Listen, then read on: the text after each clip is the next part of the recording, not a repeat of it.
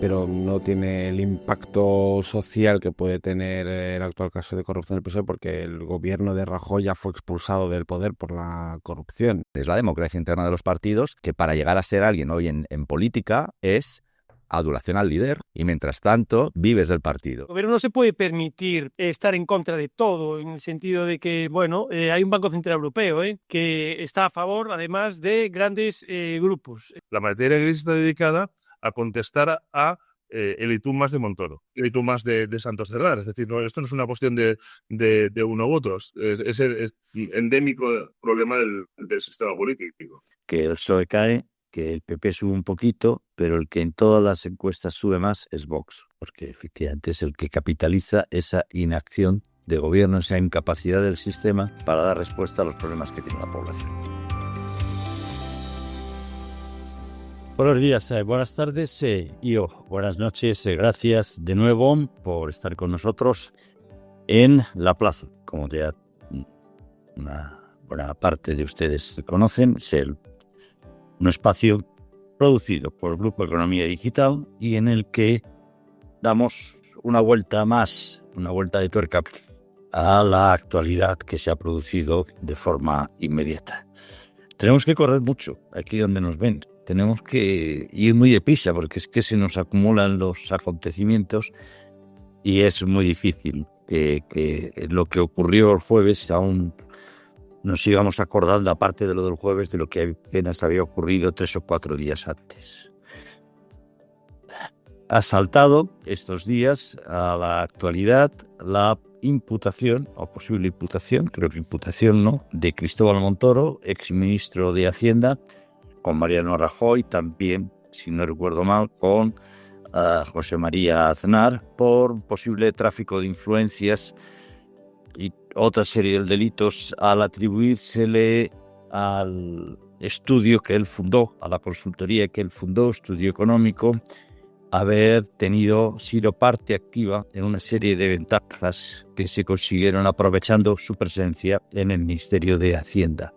Aunque ya Cristóbal Montoro no estaba formalmente trabajando en esa consultoría, en estudio económico. Sí lo estaban personas que habían trabajado con él antes de que fuera nombrado ministro. Bueno, como consecuencia de este tema, que se produjo hace, si no recuerdo mal, unos 10 y pico de años, se empezó a producir, han sido imputados no solo Cristóbal Montoro, sino otros altos cargos de su etapa en el Ministerio de Hacienda, además de otras personas.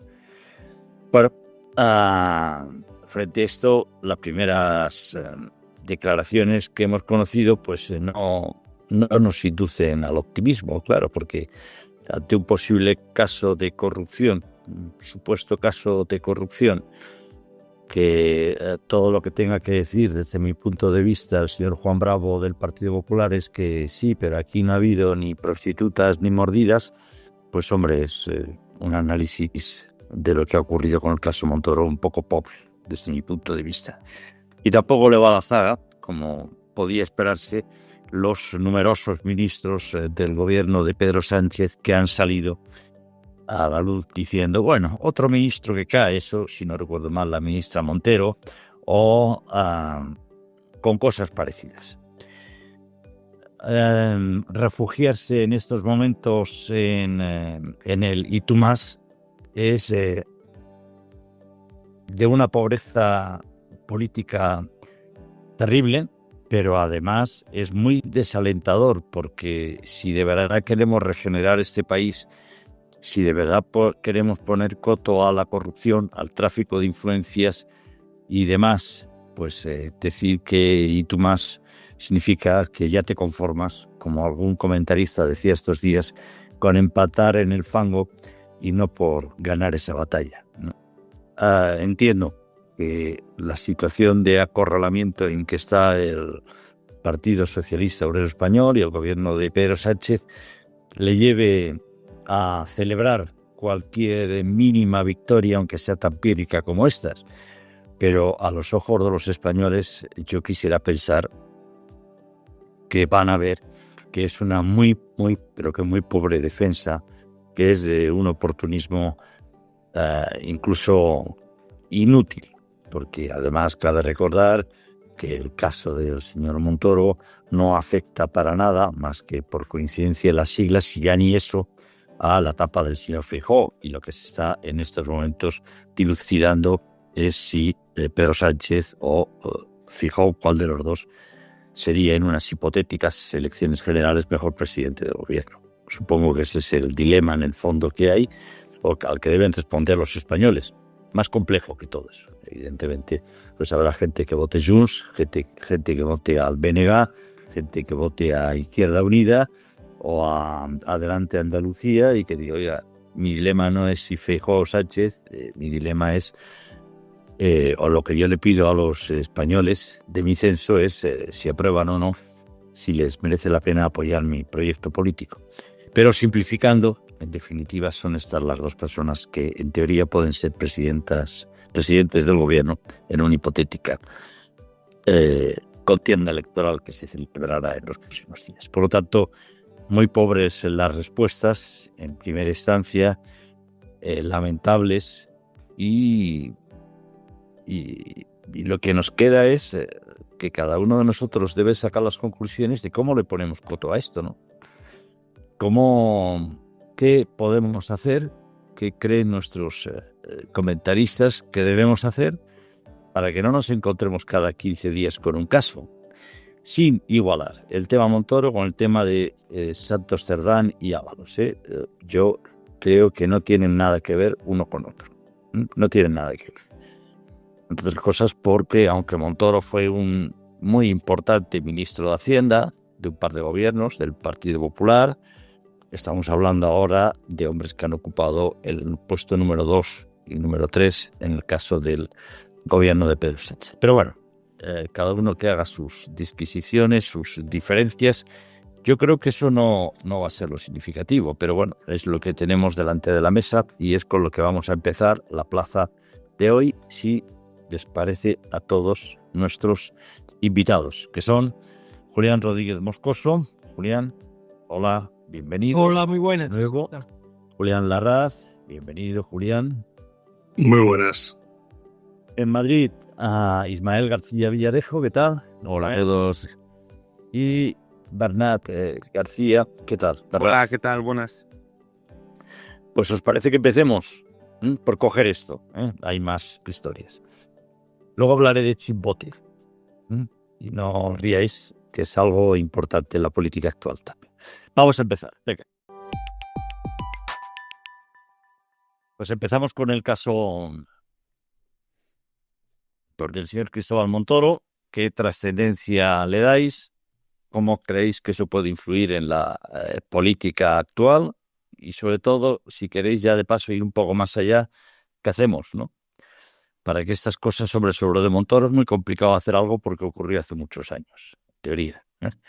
Y de hecho hay un artículo de Economía Digital que demuestra que ocurrió muchos años porque cuando dejaron de estar en el poder el señor Cristóbal Montoro, la facturación de estudio económico bajó de 5 millones a 0, según publicó Economía Digital, ¿no? Pero en todo caso, ¿qué podemos hacer? ¿Qué se os ocurre? ¿Qué sería lo más urgente? Porque me niego a pensar que los españoles tenemos un ADN corrupto superior a lo de nuestros vecinos y compañeros europeos o incluso de otros países. En fin, empezamos por donde queráis. ¿Quién de vosotros? Pues como llevé el tema en su día, en el 2013, acuérdate que esto de al final nos quedamos el ABC y Economía Digital solo denunciando estas prácticas. Y bueno, como Carlos Alsina ayer destapó las amenazas de Montoro a su programa, entonces La Brújula, pues vamos a destapar también que a nosotros nos demandó 2 veces, Juan, si recuerdas, y las perdió.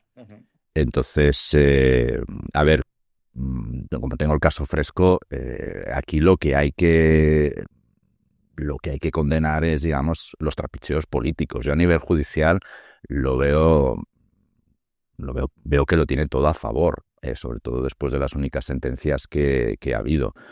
Más allá de la fealdad política, hombre, es complicado que se pueda demostrar que por contratar al gabinete del hermano del ministro de Hacienda unos presupuestos generales del Estado salgan a favor de los intereses de unas compañías concretas, en este caso gasísticas. Luego, el foro del juzgado de Tarragona, que ha visto la historia, pues a mí también me cuesta creer que ese juzgado tenga esas capacidades y que no acabe siendo parte también de una de las debilidades judiciales del caso, ¿no? Pero al margen de todo esto es que es muy feo, está muy feo que el ministro monte un despacho, que cuando viene al gobierno en aquel entonces pues lo lleve el hermano, que las empresas le contraten con la intención, porque eso era lo que tocaba, ¿no? Otra cosa es luego si llegaron a cometer delito o no, pero que desde luego condenable desde un punto de vista político lo es, que es lo que intentábamos explicar cuando sacábamos informaciones no solo sobre la cuestión gasística, sino sobre otros sectores, porque es que de verdad tenía un auténtico lobby montado a favor de estas situaciones. Ahora bien, insisto, judicialmente yo lo veo complicado que ahí haya delito. Me parece que llevaron muy bien tanto él como el hermano flirtear con las líneas rojas, o sea, con las líneas de la legalidad, por lo que recordaba del caso y por lo que me he ido documentando después de que se haya conocido esta imputación. Ahora bien, ¿cómo lo hacemos? Pues para mí el modelo británico es un ejemplo. Si recordáis, la mujer de Tony Blair y la mujer incluso de algún viceprimer ministro, que han tenido bufetes y tienen bufetes de abogados, pues han tenido que declarar antes de empezar los mandatos de sus respectivos esposos qué clientes tienen, con qué objetivo, y luego también han tenido unas limitaciones mientras estaban próximas al poder para contratar nuevos clientes. Me da la sensación, que tenemos que definir ya claramente una ley de lobbies en España, y dos, tenemos que aclarar de una vez qué papel profesional o con qué limitaciones profesionales pueden desarrollarse, que tienen todo el derecho a hacerlo, los familiares de los políticos con mucho poder para administrar, ¿no? Yo creo, Juan, que esas serían, si ya empezamos por la ley de lobbies, aclararla o hacerla del todo, y definir exactamente un régimen de incompatibilidades para los familiares de los ministros y presidentes del gobierno que se cumpla, algo habremos ganado, Juan, creo, con todo esto. Bernat. Sí, bueno, a mí me parece que el caso es grave, pero no tiene el impacto social que puede tener el actual caso de corrupción del PSOE, porque el gobierno de Rajoy ya fue expulsado del poder por la corrupción. Hubo una moción de censura en el 2018 que fue el castigo político a ese gobierno y a esos ministros. O sea, judicialmente el caso tiene que avanzar hasta el final y tienen que caer pues todos los que tengan que caer. Y otra cosa es si se demuestra que gente que está ahora en el equipo de Feijóo apoyándole, asesorándole, que forma parte de esta nueva Génova que Feijóo está edificando. Si se demuestra que hay gente en ese equipo que está implicado en esas investigaciones o en esta presunta trato de favor o prevaricación o lo que se considere, pues entonces sí que hay una consecuencia política, que es un poco la inhabilitación de la oposición o de la parte de la oposición para gobernar, porque estás levantando tu alternativa política con gente que está manchada de corrupción. Es ahí donde está el problema. Montoro es una persona, él personalmente está pero que muy fuera de la órbita de Feijóo hoy por hoy. Es verdad que Alberto Nadal es la persona que es el nuevo jefe económico de Feijóo, fue secretario de Estado con Montoro, pero no tengo claro que fuera alguien de su cuerda o de su entorno más cercano, sino que llevaba la parte de presupuestos y gastos y no la parte más fiscal. Bueno, y hay otra gente. De Bernat, que estaba en la oficina de Moncloa directamente. Que era más, antes estaba, sí. Sí, dependía más. La última etapa dependió más de Rajoy. Sí. Bueno, los Nadal forman parte del sorayismo, que es la parte de Soraya, que es la parte de no peso, y Montoro también era sorayista, pero eso no significa que Montoro estuviera jerárquicamente por encima de los Nadal, sino que confluían ahí, pero Pero hay que ver. Pero bueno, en cualquier caso, si Montoro es una persona que está fuera de la política, judicialmente tiene todo el interés del mundo, políticamente a mí me parece que no hay, o por hoy todavía donde moverlo, ¿no? Y sí que hay una reflexión que, bueno, que lo de equipo económico en su día, pues es fruto de una investigación, ¿no? Pero eso me lleva a pensar en todo el calor de todas las agencias o empresas de public policy, de relaciones públicas, que están creciendo al calor de la incorporación de políticos y que pues, desde el lobby de Pepe Blanco hasta la nueva incorporación de Madina, pero también hay partidos políticos del Partido Popular, es decir, son auténticas estrellas de fútbol. Los expolíticos con buenas relaciones en el gobierno y en las diferentes administraciones, y son empresas que de la noche a la mañana pasan a facturar millones de euros. Ahora no se ve, pero o sea, ahora todavía no está publicado cuando está grabando, pero dentro de cuando se pueda ver, pues se podrá publicar. Vamos a publicar en Economía Digital y si lo están viendo pueden acceder ya a las cuentas de la empresa de las hijas de Zapatero, que creciendo con su empresa de relaciones públicas y asesoría, facturando millones de euros.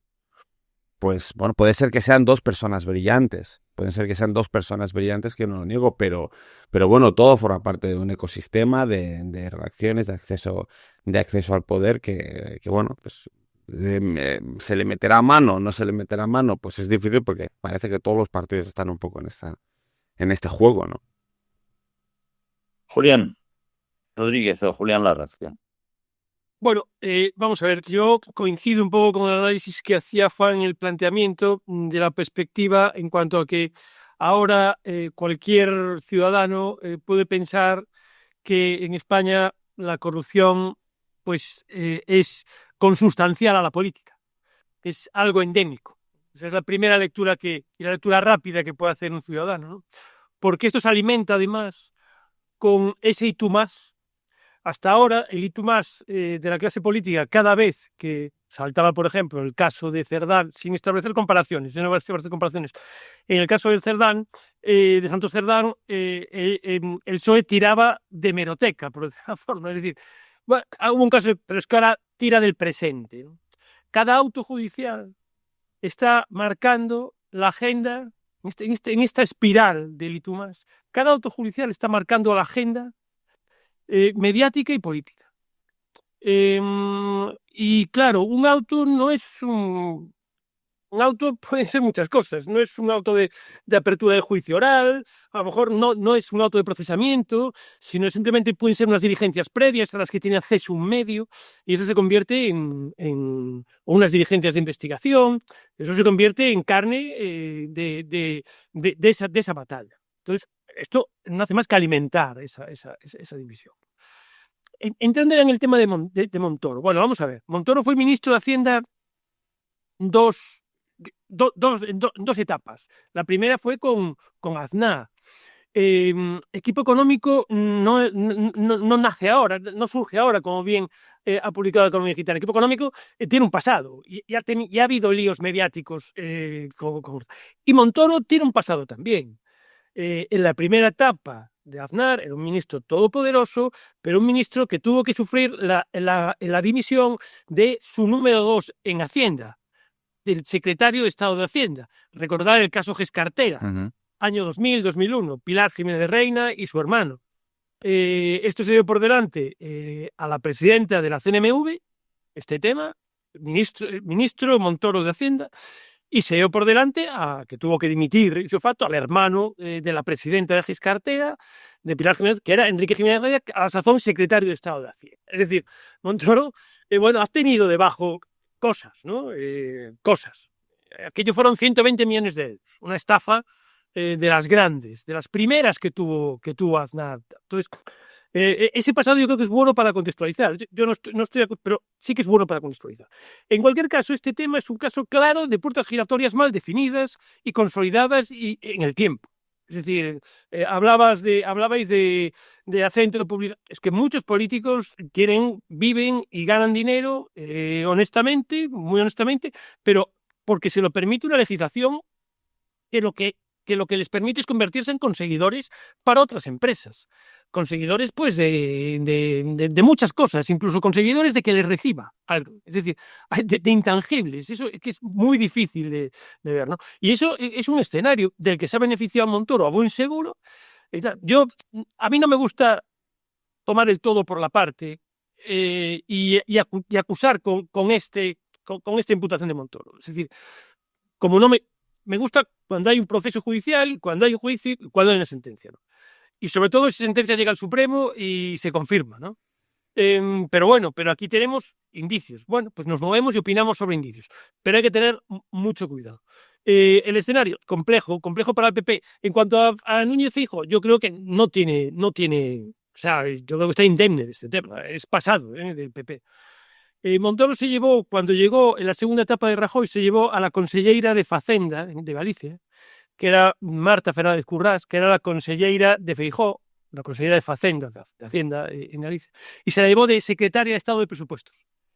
Pero no, bueno, lo dejó al cabo de un tiempo, una remodelación, se volvió para aquí y ahora está en actividades privadas, ahora es consejera de empresas cotizadas y demás. Tuvo un vínculo ahí, pero un vínculo que no aparece en estos papeles y parece que es un vínculo que no, que simplemente por una coincidencia temporal e histórica en cuanto al nombramiento. Laraz. Yo creo que el caso Montoro lo que fundamentalmente provoca es una devaluación de la consideración de la corrupción. Es decir, al final, el que todo acabe con el y tú más, el que todo acabe con el que el otro también esté involucrado, nos lleva a una normalización y provoca que los casos de corrupción no tengan consecuencias, porque al final, como todos estamos recubiertos de corrupción, pues entonces no tiene una repercusión. Esto es un problema y hay que ver dos derivadas, ¿no? Una, a mí la que me sorprende es que el PSOE sea capaz de decir que su caso de corrupción de Santos Cerdán y Ábalos está aportado porque fue el apartado del partido hace 10 días y sin embargo pues el caso del PP es muy actual porque es de hace 10 años, ¿no? La diferencia temporal ahora de ver la vida en nuestro ojo y ver los problemas del rival es muy notable. Y luego un aspecto importante.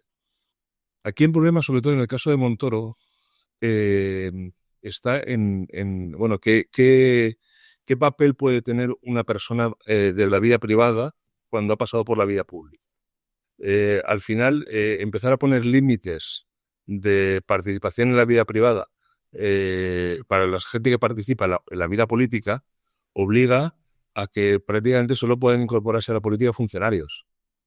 Y ya hay una barrera muy significativa a nivel de salarios para que el talento privado se pueda incorporar a la vida política y es cierto que hay que controlar bueno, pues el tráfico de influencias que se puede llevar a cabo, pero hay que tener mucho cuidado con las externalidades que puede provocar los controles para que esto no ocurra, porque si lo que vamos a provocar es un descenso todavía más acusado del talento de la gente que se puede incorporar a la política, pues tenemos un problema adicional. No digo que esto sea, no tengo la solución al problema, pero sí que advierto que a priori la primera reacción es, bueno, pues vamos a controlar más a la gente que está trabajando, que ha trabajado en política. La derivada de esa es que el talento que se puede incorporar a la política sea cada vez más bajo. Y por lo tanto, al final, pues más proclive a llevar a casos de corrupción como los que estamos viendo en todos los partidos, en el que el gran problema yo creo que la situación de ahora del PP es que vuelve a generalizar la corrupción y por lo tanto vuelve a devaluarla porque ya no es un factor único que provoca una decisión, sino que está ya completamente expandido por toda la política. Yo estoy en general de acuerdo con todo lo que habéis planteado. Hay que ver el caso Montoro, es decir, que un señor pague unas empresas paguen a un estudio económico para que argumenten sobre determinadas leyes, es que me parece hasta positivo, ¿no? El gobierno quiere poner una ley con esta fiscalidad que contemple este tipo de normativas, y nosotros le vamos a demostrar por qué esas normativas pues son dañinas o para el sector, incluso para la economía. Es hacer los lobbies, bueno, aparte de conseguir encuentros y conseguir reuniones y demás. Hace falta demostrar que las decisiones que tomó el equipo de Montoro obedecen exactamente, no están justificadas, ¿no? Es decir, porque ¿no? A mí es que estos señores me presentaron un escrito y tenían razón. Grabar con determinado impuesto esta actividad podría tener consecuencias negativas en estos otros sectores, cosa que yo no había visto. Estoy especulando porque no lo sé, pero es complicado y hay que verlo. Creo que estamos ante situaciones distintas. Es decir, yo creo que no tiene nada que ver el tema de Montoro con el tema actual. Si lo he puesto sobre la mesa es porque así lo ha querido ser una buena parte, o así lo están planteando una buena parte, evidentemente, del gobierno y del Partido Socialista, pues son casos, por supuesto, distintos. Pero la pregunta final sí que viene a ser un poco la misma. Vamos a tener que ver cada día un caso así parecido.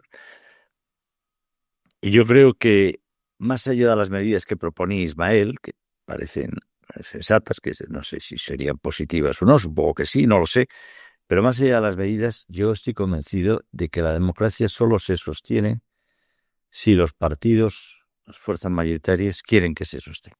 Y quieren que se sostengan con actitudes democráticas. Y sé que eso es un intangible, sé que eso es muy difícil de medir, pero hay una actitud realmente de construir democracia, de tener un comportamiento democrático, o no hay normativa, constitución escrita que lo aguante.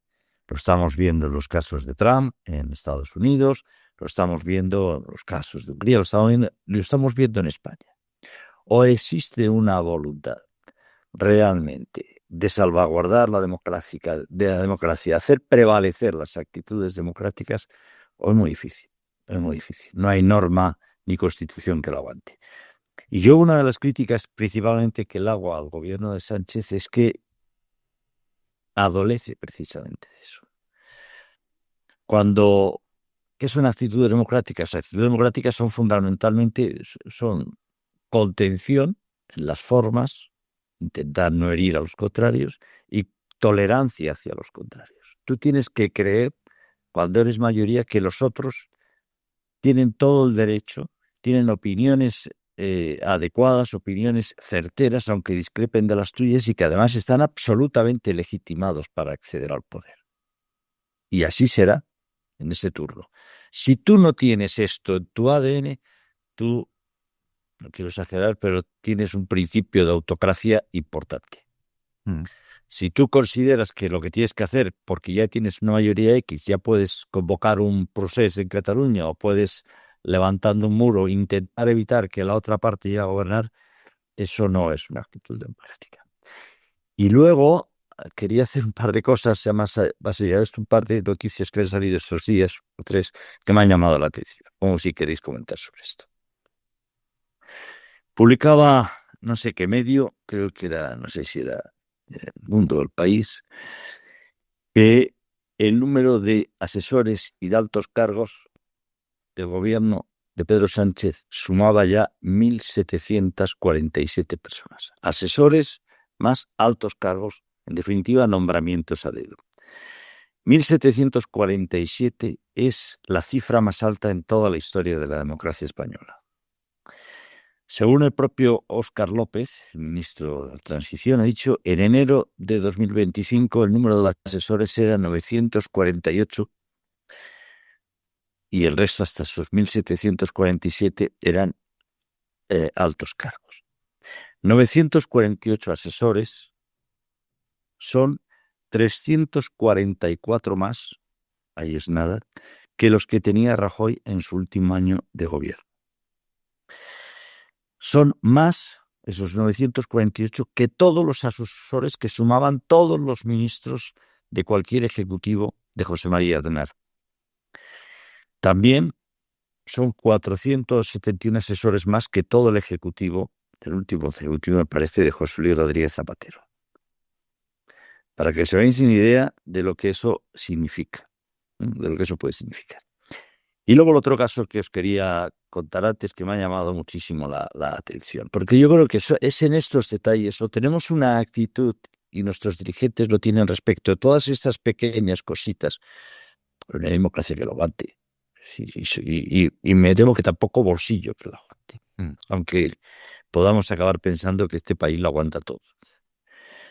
Se ha producido esta semana, lo publicaba El Debate, que la Fiscalía de Perú ha decidido imputar a Ábalos por poner a su nombre un edificio construido con ayudas públicas, con fondos destinados a proyectos benéficos. Una imputación más para el ministro Ábalos. Lo publicaba El Debate. Yo no sé, evidentemente, si es verdad o mentira, tengo que fijarme, porque alude o cita una imputación, una decisión de la Fiscalía de Perú. El edificio, el que al parecer se ha hecho propietario José Luis Ábalos, que asumió la propiedad, al parecer, en la Embajada de Perú, en Madrid, haciéndose pasar por profesor cuando era ministro. Esto es lo que dice el artículo. Ignoro si es así o no, o si es muy laxa la comprobación de datos del gobierno peruano, de la Embajada peruana. Esos fondos públicos, ese edificio de 900 metros cuadrados, me parece, iba destinado a la Asociación de Vivienda de Trabajadores Marítimos y Portuarios de Chimbote. Chimbote lo he buscado en Google. Es un pueblo bastante industrial. Es uno de los mayores puertos pesqueros que hay en Perú, si no el mayor. Pero también tiene una zona de playas, aunque lógicamente al ser un puerto pesquero importante tiene problemas medioambientales. Sitúo esto. Ese edificio se construyó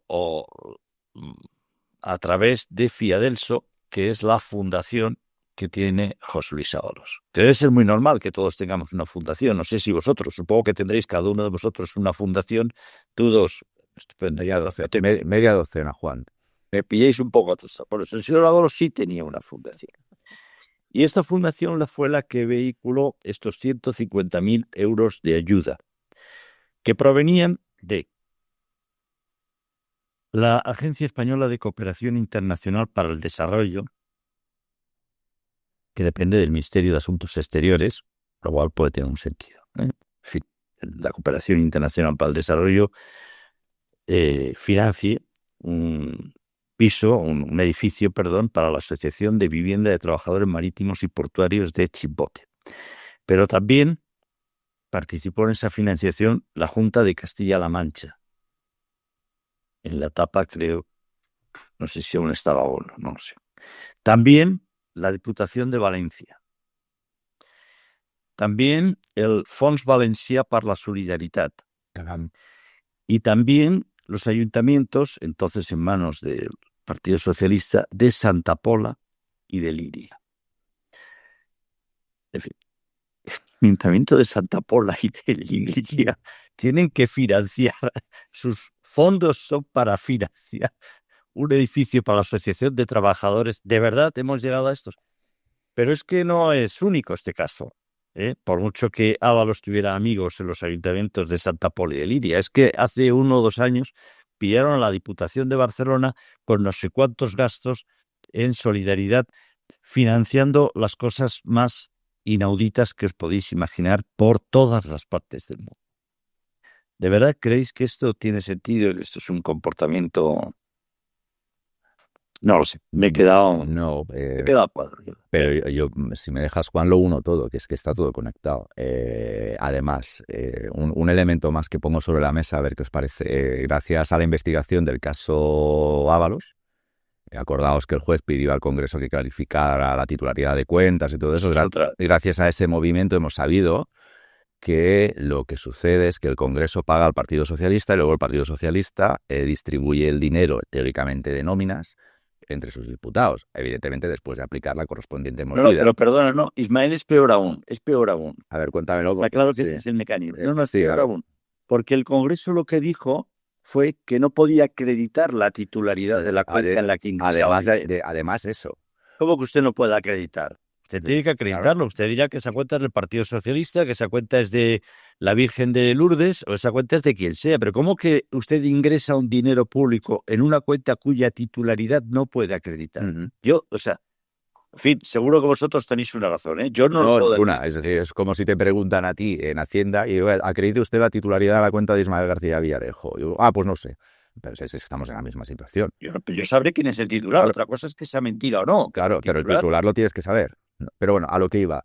Lo que hemos descubierto es que al final el Congreso paga al Partido Socialista el monto total de nóminas y que es el Partido Socialista el que distribuye lo que debería ser un salario a sus diputados después de aplicar la correspondiente mordida que se queda en el partido.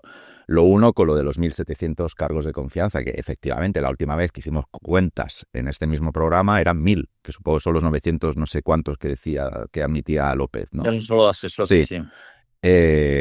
Claro, es que al final la democracia interna que ¿cómo es? Atraer talento que comentabas, Larraz, ¿no? Perdona, yo creo honestamente que primero que no creo que haya nadie ya con talento en política, ni alguien con ganas o sea, alguien con talento fuera de la política que quiera ir a política tal y como estamos, o sea, sin regímenes, sin leyes limitadoras de incompatibilidades que te limiten el negocio privado. No, yo creo que es que el problema es otro, que lo apuntaba o sacaba ahí nos tiraba el cabo Juan, es la democracia interna de los partidos, que para llegar a ser alguien hoy en política es adulación al líder y te pasas 20 años adulando a quien sea. Y mientras tanto, vives del partido. Lo que está haciendo Sánchez es comprar el partido. Las 1.700 personas a nómina directa de la Administración Central del Estado. Que esos son cargos de confianza elegidos por Pedro Sánchez y sus ministros. Las nóminas de los diputados pasadas por el partido. ¿Qué significa? Que el partido tiene la discreción de este mes no te pago porque me has tocado las narices en el Congreso, en la sesión de control del gobierno, por ejemplo. O sea, yo creo, honestamente, que el problema hay un mayor problema aquí que no en una ley clara de lobbies o que en unas incompatibilidades que se puedan aplicar, como hace el Reino Unido, como hace Estados Unidos, como hacen las democracias nórdicas, a los familiares de los políticos con poderes ejecutivos. Porque lo que estamos viendo claramente es eso. O sea, yo compro voluntades y aquí nadie se mueve. Y lo estamos viendo con el Partido Socialista. Venga. Julián es Bernat, por favor. Nadie, ¿no? Bueno, yo creo que tiene bastante que ver todo esto con la financiación de los partidos, pero con prácticas que están súper enquistadas en la práctica habitual política.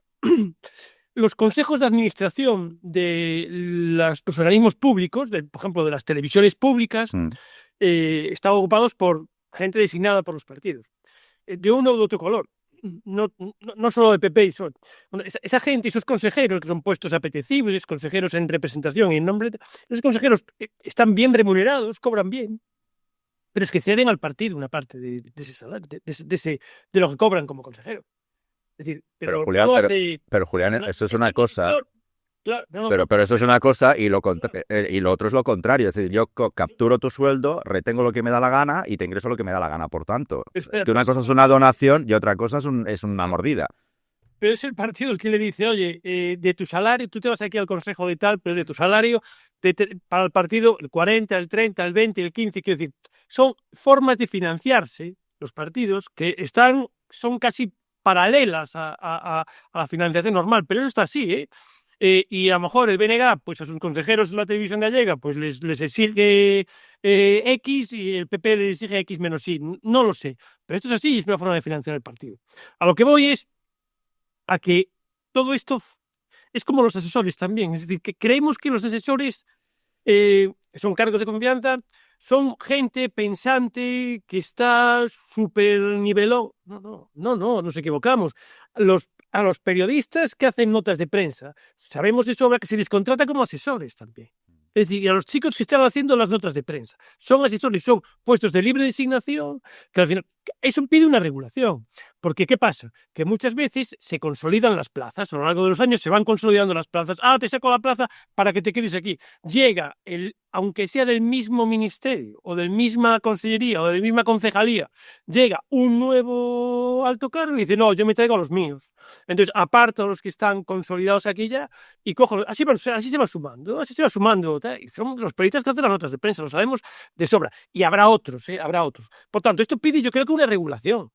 La figura del asesor pide claramente una regulación. Como las puertas giratorias piden una regulación en serio, pactada entre todos. Pero es que yo creo que no hay ningún interés. Ese es el problema. Yo no creo que haya ningún interés en poder limitar la capacidad de contratación para que tener gente que te lleve el bolso a los actos. Por lo tanto, es un debate que podemos tener, pero que sabemos que no va a ocurrir. Me preocupa especialmente un punto que has decidido, Julián, que es el tema de los asesores periodistas. Cuando pensamos en el concepto asesor político, pensamos en aquella persona que le está redactando un discurso al político o que está haciendo las conclusiones estas que antes hablábamos de los lobbies para poder argumentar si una ley tiene que ser de una forma o de otra o tiene un impacto o tiene otro, ¿no?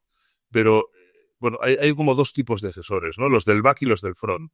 Los que se dedican a hacer esa tarea de asesoría que podríamos entender como necesaria a los políticos, y los que se dedican a vender y a intentar intoxicar y a intentar controlar las redes sociales.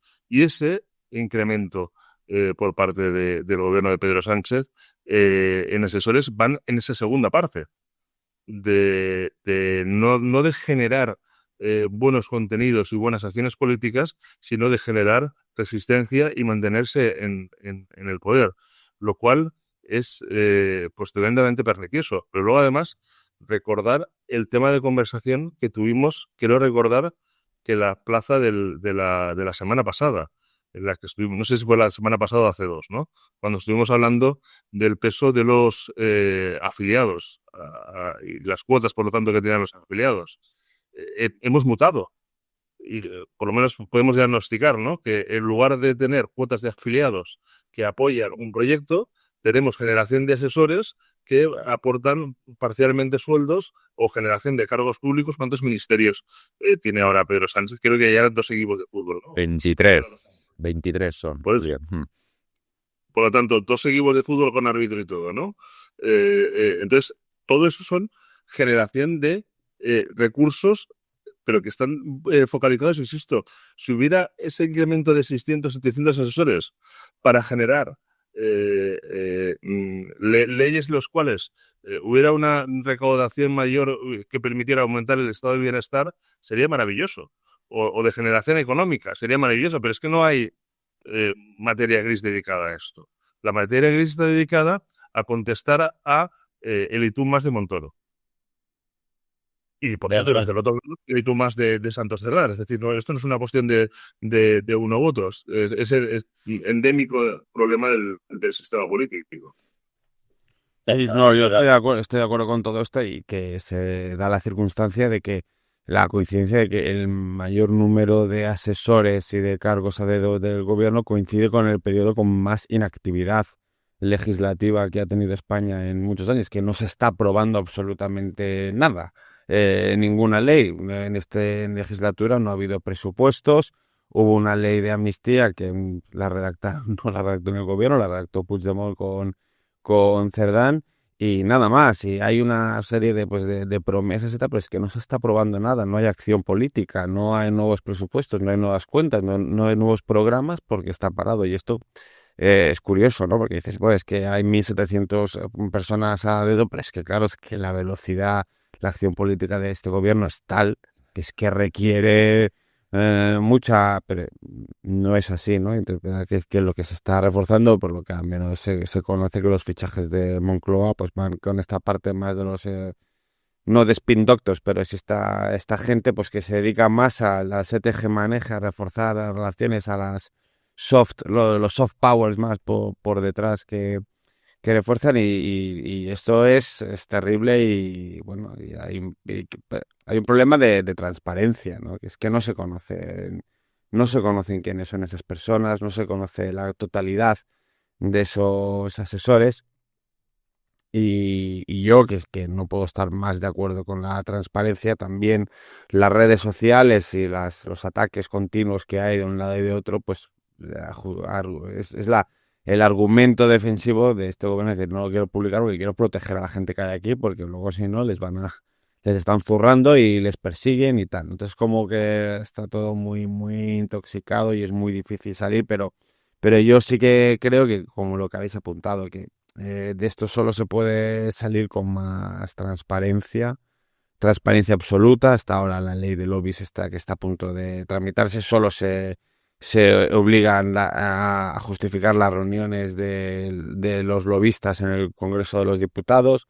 Las agendas de los ministros, de sus jefes de gabinete, siguen siendo absolutamente opacas. No hay ninguna iniciativa legislativa que nos vaya a decir qué están haciendo los 22 ministros todos los días y sus 22 jefes de gabinete y sus 65 asesores de gabinete técnicos. Nadie sabe exactamente qué hay. Y las leyes que están sobre la mesa, que se dicen supuestamente de regeneración, no abordan la acción del gobierno, ¿no? Pues, entonces ya no hay nadie que le salte la chispa y no hay nadie que le preocupe eso y bueno, pues síntoma de que tampoco ni siquiera ha sido debate político, ¿no? Pues es preocupante. Pues no solamente es que hay inacción política, sino que la poca que hay no parece que valga para mucho. En Parmamos, Bernat, habéis trabajado con qué consecuencias puede tener el revés de la Comisión Europea en la OPA del BBVA sobre el Banco Sabadell. Bueno, pues ninguno. Ninguno, porque o sea, yo creo que la decisión de la OPA se va a tomar, los accionistas van a decidir independientemente de lo que pueda acarrear ese proceso, que en cualquier caso va a ser mucho más largo que la estimación del periodo de aceptación y de oferta que hay aquí. Y entonces yo creo que es tan indirecto la resolución que pueda tener que vamos, no creo que vaya a influir nada, sobre todo porque el gobierno contestó ayer diciendo que todo estaba bien, que todo era correcto lo que habían estado haciendo y que así se iba a alegar ante la Comisión Europea en esa alegación que coincide con el plazo de aceptación de la OPA. Y nada, yo creo que tiene más consecuencias más a largo plazo para todo el sistema inversor y todo el sistema de los mercados que bueno, que ven que esta operación, pues una gente en Europa, pues aflora todavía más, ¿no? Y esta parte del lobby o esta parte de políticas públicas, que sí que es importante, que es la monitorización de la acción y el rumbo legislativo y de los diferentes gobiernos, pues esto salta las alarmas, ¿no? Un señor de Estados Unidos, un señor de Suecia que ve que que en España y en Europa pues están peleándose porque Europa dice que infringe la normativa, las leyes anti-OPA, las condiciones anti-OPA, pues estas cosas pues sí yo creo que sí que van minando un poco la confianza en la economía española a largo plazo, en mi opinión. No sé si tenéis algún comentario más, si no, la otra cosa, Sí, Julián. bueno, sí, yo creo que es muy importante, sobre todo, el mensaje de confianza y de credibilidad en la economía española. Es decir, el gobierno no se puede permitir estar en contra de todo, en el sentido de que, bueno, hay un Banco Central Europeo que está a favor, además, de grandes grupos. Pero si encima ya, en la letra pequeña, de ese dictado, la letra pequeña, pues no se está cumpliendo. Yo creo que España se juega mucho un puesto de confianza del inversor extranjero, que es fundamental. Pero a mí en esto de la operación del Sabadell hay cosas que me llaman muchísimo la atención, ¿no? Esto de decir, bueno, la solución va en esto, ¿no? La solución, la solución va en esto, ¿no? Oye, pero Banesto, lo que hizo Santander como esto, y Banesto la compró en la Audiencia Nacional, pública subasta. Sí, sí. Apareció Botín ahí con la pasta. Y lo tuvo durante un tiempo, 3, 4 años, como una marca, pero es que ¿qué tiene que ver? No tiene nada que ver. Y luego el derecho de pasividad. O sea, aquí hay un derecho de pasividad, hay que cumplir la parte de Sabadell, pero vende bancos también, vende TSB, ¿no? O sea, quiero decir, aquí están pasando cosas, o sea, mientras que el gobierno va haciendo sus cosas, el resto también va haciendo sus cosas, ¿no? Y no tienen mucho, y no coinciden, ¿no? Necesariamente con lo que dice en la letra de la legislación. Pero bueno, sí. es una guerra. Como todas las guerras, pues las verdades pues se moldean, ¿no? Tampoco va a tirar para adelante los intentos del ministro de Exteriores de que el catalán y el euskera y el gallego, aunque del gallego se hablaba menos, sean lenguas cooficiales en la Unión Europea. Parece ser que además empieza a haber una cierta animadversión ya hacia la insistencia de España por parte de los colegas europeos, ¿no? Había presionado mucho a Álvarez, incluso a Alemania, pero los ministros dicen, parece que la Unión Europea dicen que tienen cosas más importantes de las que hablar, como el tema de las sanciones a Rusia. Es que efectivamente es una cuestión. A mí me parece que la posición alemana no es que vaya en contra de las lenguas cooficiales, sino es que tenemos otras prioridades ahora mismo sobre la mesa. A Europa le afectan muchas más cosas más importantes. Guerra en Ucrania, un melón interesantísimo que solucionar con la inteligencia artificial, los aranceles, a ver cómo acaban, llegamos a los aranceles al 1 de agosto, digo, entre el 30%, el 10% o el 80.000% que le dé a Trump, ¿no? Entonces, la insistencia de España en relación a esto, con el tablao geopolítico que tenemos ahora mismo, hombre, es un poco, con perdón, y sabéis que tengo muchísimo aprecio a todos los idiomas, un poco provinciano, las cosas como son.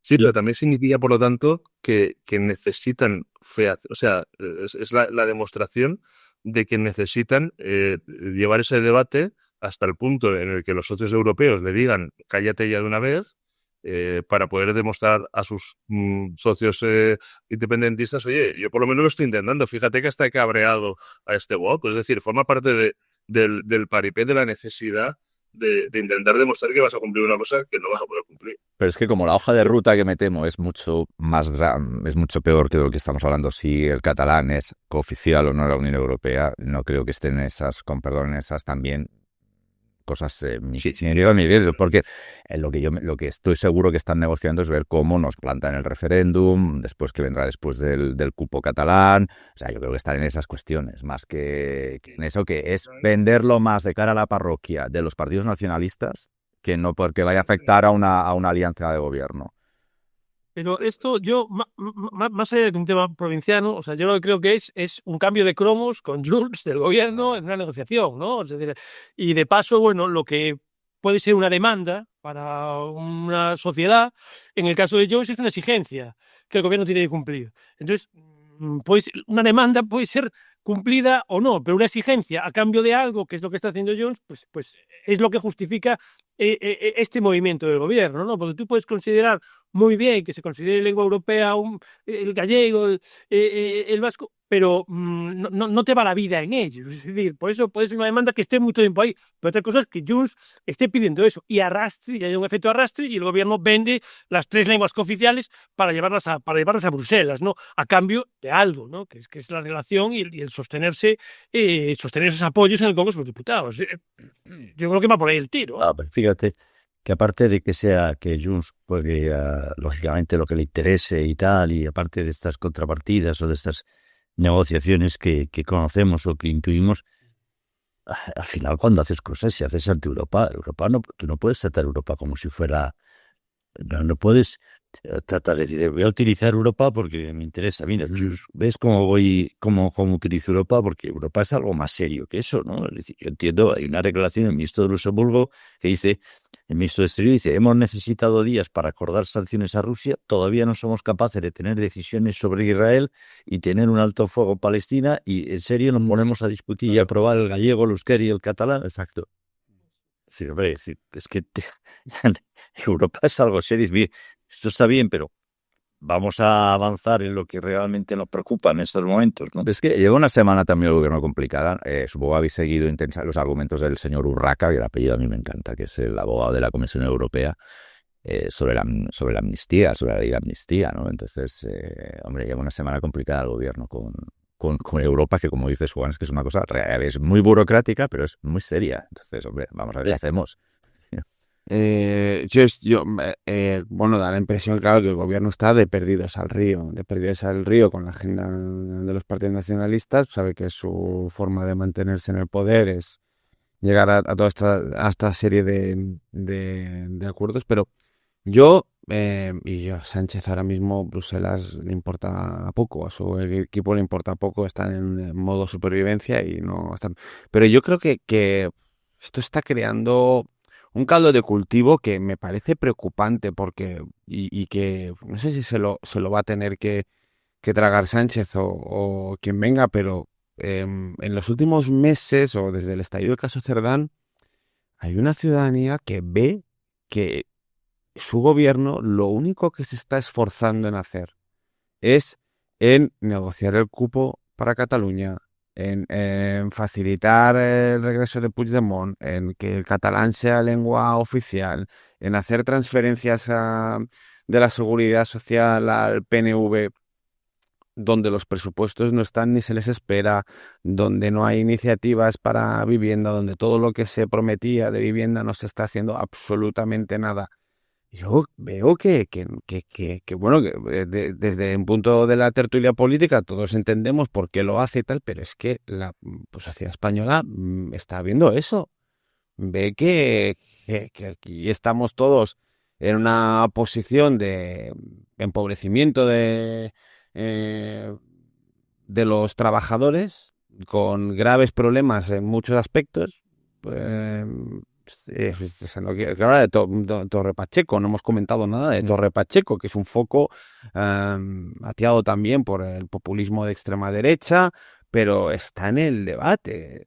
Está en el debate la inmigración, la inseguridad, la incapacidad de la población para comprarse una vivienda, el nulo incremento de los salarios en España. En fin, hay una serie de elementos, todo sumado a una incertidumbre política global, que evidentemente pues hace que la gente viva más asustada, ¿no? Con una falta de gobernanza en Europa.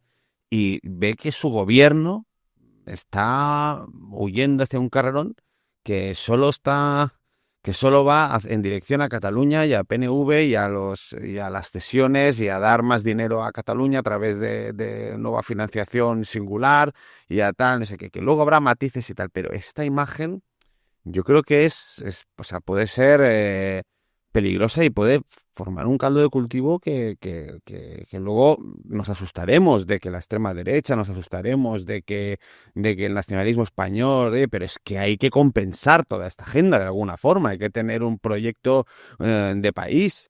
Y hay que argumentar, y hay que estructurar todo esto en decirle al señor de Cuenca o al decirle al señor de Castilla y León de que todo esto está pensado, que va hacia un lado. Y ese relato, si algún día existió, ha desaparecido absolutamente, ¿no? Y esto, ¿dónde nos lleva? A mí me preocupa. Pues mira, nos lleva probablemente a lo que las encuestas dicen que nos está llevando. Todas las encuestas o el consenso, si hiciéramos un resumen, menos la del CIS, que lleva tiempo, ¿no? Sin sacar. No, la semana pasada. Sí, perdón. Pero bueno, el resto de encuestas, las encuestas de verdad, en general, dicen que el PSOE cae, que el PP sube un poquito, pero el que en todas las encuestas sube más es Vox. Porque efectivamente es el que capitaliza esa inacción de gobierno, esa incapacidad del sistema para dar respuesta a los problemas que tiene la población. Julián Larraz, estoy preocupado por Valencia, lo digo aunque sea un tema local, pero parecía importante. Sacabas unos datos hoy de la producción de Ford Colonia que vinculabas al futuro de Ford Valencia, de que todo lo que estaba produciendo el nuevo modelo, eran peanuts comparados con la capacidad de producción que tiene la fábrica, y por lo tanto eso era peligroso también, ¿no? Estamos en un momento de disrupción de la industria con el coche eléctrico, en el cual Ford se ha equivocado.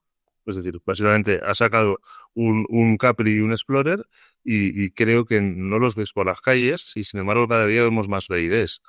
Por lo tanto, no es una cuestión de que el coche eléctrico no funcione, sino que en el inicio del coche eléctrico están triunfando otras marcas que no son las